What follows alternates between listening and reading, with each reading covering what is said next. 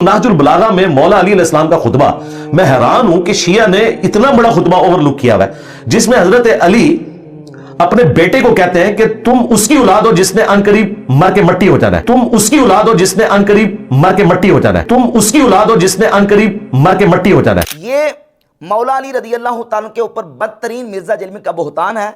नाहजुल बलागा पूरी की पूरी आप पढ़ के देख लें, शुरू से लेकर आखिर तक मौला अली रदी अल्लाह तआला के किसी खुतबे के अंदर इस तरह के कोई लफ्ज़ मौजूद नहीं है जिसका तर्जमा ये बनता हो कि मैंने भी एक दिन मर के मट्टी हो जाना है।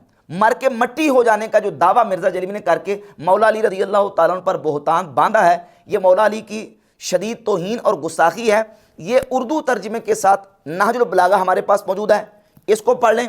और ये 8 जिल्दों में तमाम नाहजुल बलागा मुकम्मल खुतबात जो हैं, जो अहले तशय्युह के यहाँ मोतबर किताब समझी जाती है, जिसको 4वीं सदी में एक शिया आलिम शरीफ रदी ने जमा किया। शिया के यहाँ ये किताब मोतबर समझी जाती है।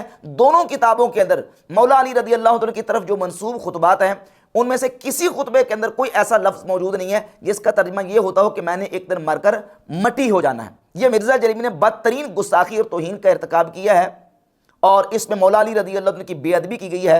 जिस तरह के इस्माइल देलवी ने अपनी किताब, ये किताब तक़रियतुल ईमान, इसके सफ़ा नंबर 130 पर नबी पाक सल्लल्लाहु अलैहि वसल्लम की ज़ात अक़दस की तरफ झूठ मंसूब करते हुए इस्माइल देलवी ने यह कहा था कि हुजूर ने फरमाया, यानी मैं भी एक दिन मरकर मट्टी में मिलने वाला हूँ।